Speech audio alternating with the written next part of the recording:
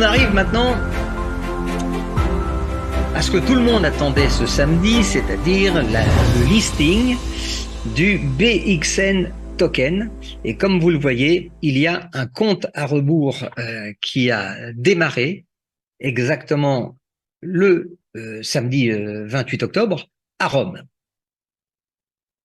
Alors, vu un certain nombre de commentaires, réflexions, analyses, expertises, critiques en tout genre qu'on a entendu nous-mêmes depuis la salle de l'hôtel Marriott à Rome, il faut bien comprendre une chose. La FinTech Blackfort, qui a été imaginée il y a 8 ans par Stéphane Hubert, qui a vu le jour en début 2020, qui a lancé les premiers éléments de son écosystème en janvier de cette année avec sa Smart Chain, le wallet au mois de mai, le listing de la blockchain sur CoinMarketCap. Vous voyez, tout ça, ça s'est fait par des étapes qui étaient prévues à l'avance. Et ils ont un cahier des charges, une feuille de route qui est extrêmement, une fois qu'on discute avec eux, on comprend exactement ce qu'ils veulent faire et où est-ce qu'ils veulent nous emmener. Il n'y a pas de place pour le hasard, la supputation ou les si, les mais. Non, ça n'existe pas dans leur tête. Et j'ai bien aimé cette phrase que je vous ai retraduite en français. Il n'y a aucune façon d'avoir une seconde chance, surtout en ce qui concerne le lancement réussi du listing d'une monnaie numérique. Ça n'existe pas. C'est-à-dire que si ça marche pas tout de suite, c'est mort. Tu plantes. Donc, alors, la question, c'est comment réussir, puisqu'il y aura pas, on va pas nous accorder une deuxième chance. Donc, ça va dépendre d'un certain nombre de paramètres que eux maîtrisent. Ils en ont fait le tour et ils ont estimé que pour qu'on ait toutes les chances de réussite pour que le BIX, vous savez qu'il y a plus de 30 000 monnaies numériques en circulation. Combien ont réussi, combien sont listées? En tout cas, par les 30 000. Ok, c'est très compliqué. Et dans le listing, il y a un certain nombre d'opérateurs, les échangeurs. Mais encore une fois, les échangeurs, c'est un peu comme les marques de voitures. Vous avez les échangeurs bas de gamme qui servent à rien, et puis vous avez la crème de la crème de la crème quand on monte. Et là, on parle de 2, 3, 4 gros échangeurs. Donc pour qu'on puisse atteindre la réussite du lancement, c'est un peu comme si vous voulez lancer une fusée, il y a un certain nombre de conditions à remplir pour que le lancement se passe bien, sinon votre fusée, elle peut décoller et malheureusement se retrouver explosée en plein vol ou au sol. Alors, je vais vous épargner toute la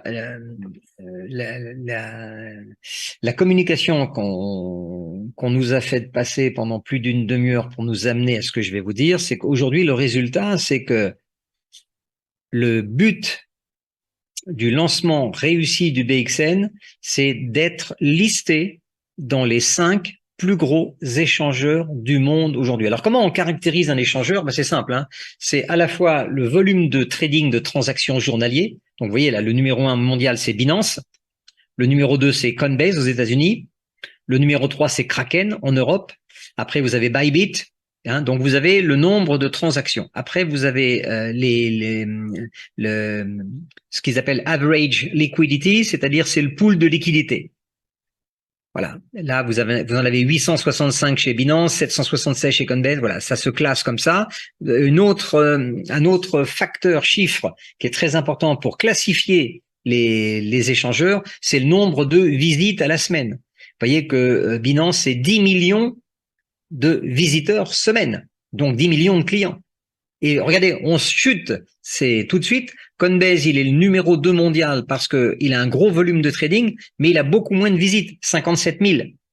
Kraken a plus de visites, donc plus de gens qui font des opérations sur Kraken, 932 000, mais il y a que 600 000 de volume, c'est-à-dire que vous avez beaucoup de monde qui fait très très peu de transactions. Vous voyez, finalement, Coinbase, sur le marché nord-américain a peu de visites hebdomadaires, 57 000, mais vous avez un chiffre d'affaires, regardez, qui est de 1 million de dollars, si je me trompe pas, 1 million 096 844 000.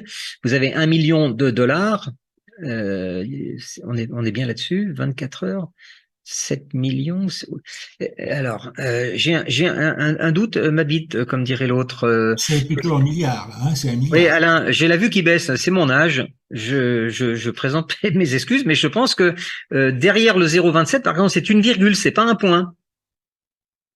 Ça, c'est important sur la lecture des chiffres américains. Donc, si j'ai des virgules, effectivement, je suis en milliards. Je suis sur 7 milliards de transactions journalières.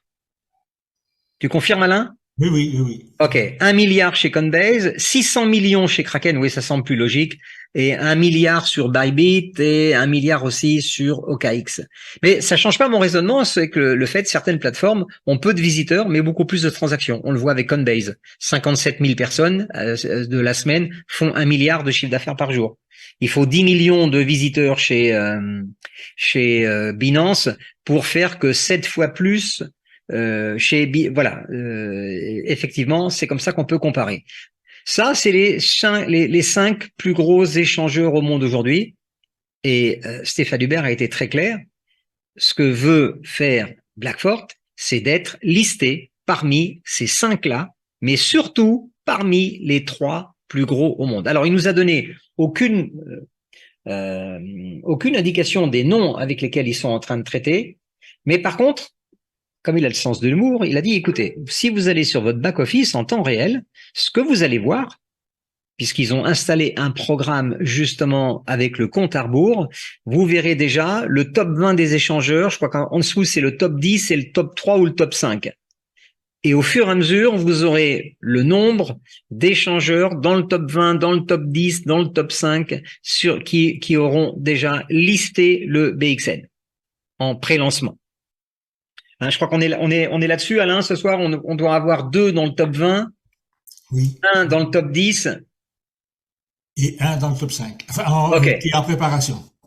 Ouais. Ok. Oui, ça clignote. Oui. Voilà. Donc, et là, c'est top 5 ou top 3? Le top 5. Top 5. Voilà. Donc, le top 5, on l'a à l'écran. On sait qu'il y a un des Binance, Coinbase, Kraken, Bybit ou OKX voilà, un de ces 5-là, c'est en clignotement. C'est-à-dire on est prêt pratiquement à déjà en avoir signé un. Ensuite, le focus, alors, une des sociétés créées par la FinTech, justement, s'occupe uniquement de l'introduction du BXN sur le marché. C'est-à-dire, ça correspond à un directeur de cette branche, une équipe de développeurs, une société derrière, un département juridique à chaque fois. Il faut que tout soit d'équerre pour que ça soit réussi. Donc, on veut faire partie des top échangeurs, mais ça, je pense que c'est ce que tout le monde souhaite. Pour cela, il faut il faut qu'on arrive avec un environnement fort, c'est-à-dire avec des clients, des membres, des wallets actifs, je savais pas que c'était très important, mais il faut être aussi présent d'une manière très importante sur les réseaux sociaux, ce qui est le cas. Il faut être soi-même un acteur du marché, il faut pouvoir le prouver. Hein, ça, c'est des choses qui demandent du temps. Donc, et la présence sur les médias. Quand vous réunissez l'ensemble de ces 4 paramètres, vous pouvez commencer à envisager d'aller taper à la porte des grands échangeurs de manière à discuter avec eux sur le fait qu'ils doivent vous accepter. En fait, c'est ça. Vous voyez, c'est une négociation avec les grands échangeurs. Alors, une chose qu'on nous a expliqué aussi, c'est que la plupart des tokens, ils commencent leur vie en utilisant des solutions comme, alors que je dise pas de bêtises, Uniswap ou un autre dont j'ai oublié le nom. Si quelqu'un peut me rappeler la deuxième plateforme décentralisée qui pratiquement vous créez un token, vous pouvez tout de suite le mettre sur ces 2 plateformes décentralisées parce que elles demandent pas de vérification particulière. Vous mettez vos pièces et c'est vous qui payez tout. Voilà, donc vous en mettez un peu en circulation. Il suffit d'avoir un peu d'USDT, vous balancez un peu votre pièce et vous faites quelques échanges dans la journée. Voilà. Donc ça, en général, ça dure pas très longtemps parce que vous êtes rapidement liquidé en quelque sorte, parce que vous n'avez pas de volume derrière, il n'y a pas de transaction. Si on veut faire partie des top échangeurs, il faut avoir des programmeurs, il faut le juridique, le légal qui va avec, et il faut des fonds. Les 3 premiers échangeurs au monde, c'est tout de suite plusieurs millions d'euros. Ça, c'est le prix d'entrée, c'est le ticket d'entrée. Et vous pouvez pas arriver en jouant petit, parce que si vous vous ratez, il n'y aura pas une deuxième chance. Vous le savez.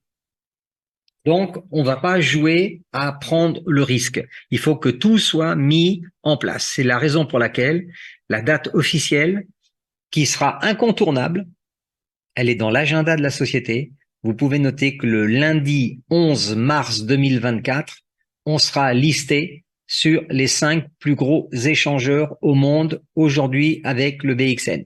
C'est-à-dire, ça garantit l'introduction réussie sur le marché de la monnaie numérique. Et vous avez le compteur qui va tourner tous les jours qu'on va pouvoir voir. Donc là, je sais pas, on est à J moins combien, Alain? On doit être à J moins Moins 130. 130, hein? C'est Ouais, ça? c'est ça. OK. Alors cette date, il y a des gens dont je fais partie. Moi, quand on me donne une date, je discute pas sur la date. Ça sert à rien. Si on va pas me demander mon avis. Mais j'ai vu des personnes qui ont donné leur avis sur la date. Ça leur plaisait pas, apparemment. Bon, vu les informations, bien sûr, que nous avons reçues en, en priorité à Rome, on était à même de comprendre le cheminement qu'il y avait pour décider de la date. C'est pas sorti comme ça du chapeau d'un magicien avec un coup de baguette magique. Ils se sont engagés formellement avec l'ensemble des acteurs à lancer le projet le 11 mars. Alors c'est très bien. Qu'est-ce qui va se passer d'ici là? Ça va être la plus grande opportunité au monde parce qu'on n'arrive pas qu'avec le BXN, on arrive avec la tokenisation immobilière, on arrive avec un wallet équipé d'un antivirus, et on arrive avec e-money. Vous imaginez, aujourd'hui, des gens peuvent rentrer dans la fintech Blackford parce qu'ils voudraient avoir un compte bancaire avec un IBAN, avec une carte gratuite ou une carte VIP. Tous ces nouveaux secteurs vont nous permettre de pouvoir donner à plein de personnes aujourd'hui qui vont pas rentrer en achetant des nodes. On n'a rien à leur vendre. Ils vont pouvoir rentrer en utilisant des services dont tout le monde a besoin aujourd'hui. Vous voyez? Donc, on peut estimer que le début de l'aventure, pour tous ceux qui sont là déjà depuis un certain temps, dont nous faisons partie, le début de l'aventure commence aujourd'hui. Alors, si on ajoute à ça la fameuse, vous savez, période de bull run, c'est-à-dire c'est le moment où les crypto-monnaies commencent à s'emballer. Alors, je peux vous donner une information.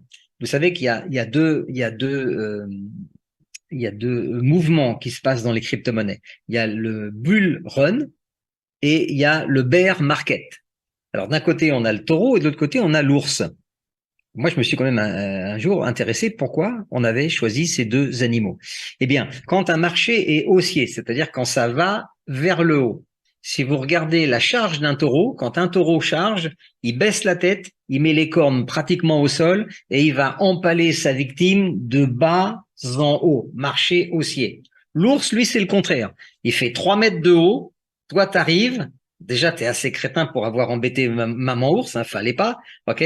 Elle va de sa hauteur, ok, te choper du haut vers le bas. Donc, quand vous avez un marché qui est bear, B-E-A-R, c'est un marché qui est baissier, à la baisse. Bull, c'est haussier. Donc, nous, avec Blackford, je vois pas d'autre définition de nous dire qu'on va être sur un marché à la hausse. Nonobstant le fait que l'année prochaine, tout le monde parle de le prochain halving du Bitcoin, et on sait déjà que ça a commencé à frétiller. Il y a eu des informations au niveau de la SEC qui a perdu, pas un procès, mais enfin voilà, ils se sont retrouvés dans une situation un petit peu contre eux aux États-Unis. Et tout de suite derrière, on a vu une augmentation de la valeur du Bitcoin. Je pense qu'il est toujours aux alentours de 34, 35 000 dollars aujourd'hui. L'Ethereum est monté, le BNB est monté. Beaucoup de crypto-monnaies sont montées. Mais nous, quand on va lancer au mois de mars, vous voyez, le 11 mars, ça n'a pas été choisi par hasard non plus. Le 11 mars, c'est le mois avant le mois d'avril. Et au mois d'avril, c'est le halving du Bitcoin. Donc, on va arriver dans la cour des grands, mais au meilleur moment. Je ne sais pas ce que vous en pensez. Voilà, on me dit que le halving, on n'a pas de date exacte, il est prévu mi-avril, 2024. OK? Voilà, donc c'est extrêmement, Jean-Marc, effectivement, c'est extrêmement favorable d'avoir le BXN sur les meilleures bourses d'échange au monde, en gros un mois avant le halving du Bitcoin, quoi qu'il se passe derrière.